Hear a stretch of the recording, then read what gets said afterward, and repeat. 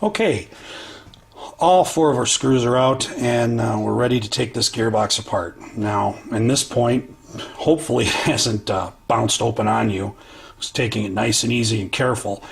The first thing I like to do is take a screwdriver of some sort, or just a punch or something, and put it in the back of the gearbox. If you look here, this will be your spring guide. It'll be a threaded end, because version 2 and version 3 are the same, and if it's an M4, there's going to be a, typically a screw going in the back here, but because this is a D-Boys AK that I've taken apart, it's not required, but most of these are threaded in the back because you can interchange the parts on version 2, version 3 for the most part. I like to put that back there to keep the spring from going crazy. The next thing I do is I take my fingers and set them here on the cylinder, and while using both hands, I use my thumbs to pry up on the bottom. And you'll start to notice that the gears, the pinions sticking through the gears will start to come through, and you just carefully lift. Sometimes you can grab a flathead screwdriver and work some of the smaller areas to lift the gearbox. You'll start to hear things make their moves, and the important thing is to press back down on that cylinder. You'll hear a pop. Of course, that's the internals all letting go. And you just simply lift the shell completely free, and now we have the gearbox. A lot of parts in here, a lot of crazy things going on, but we'll get to all those as we approach them. Now,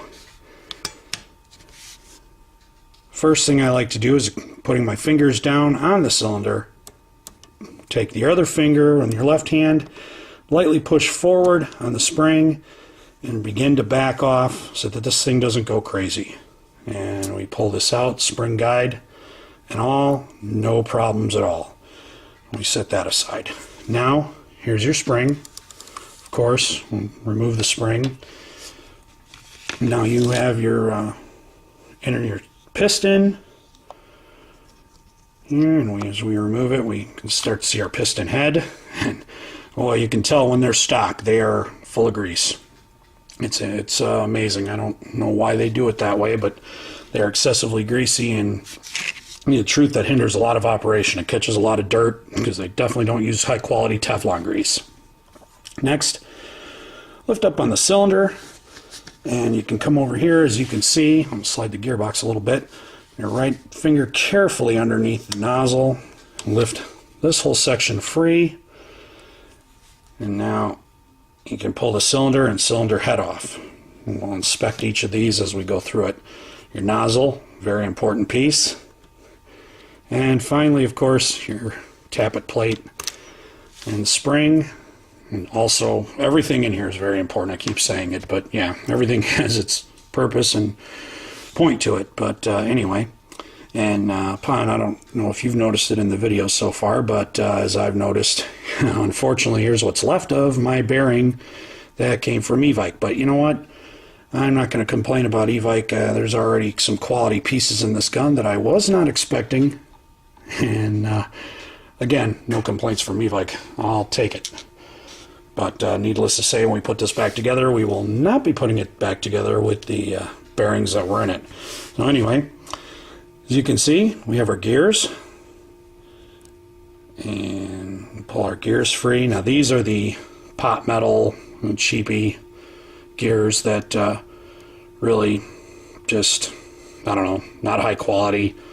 They'll last. I mean, this gun's had about 3,000 rounds through it, and these gears really do look in good shape considering that one bearing was shot. But we'll look at them. I will put up a small visual aid talking about what parts are what so that you understand. But if you're doing an upgrade, replacing anything, or just cleaning it, the key thing is to just remember everything goes back the way you found it. That's the best way to do it. Sometimes these bearings, as you noticed here, the bearing comes off with it.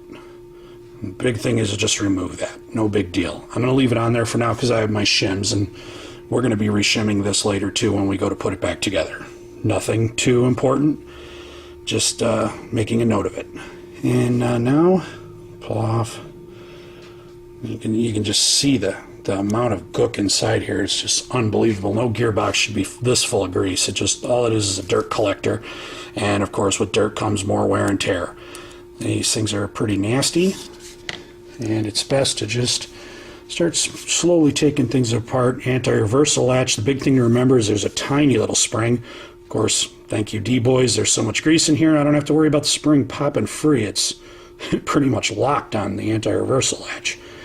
And I'll just kind of inspect everything. This will be totally different once we clean it up and begin reassembly. Of course, one of the hardest parts here, one of the trickiest things, is the trigger. The trigger, ooh, boy, the trigger can be fun. It can really give you a headache when you go to put it back together, but we'll cover that as we get there. Of course, trigger typically in 2 pieces.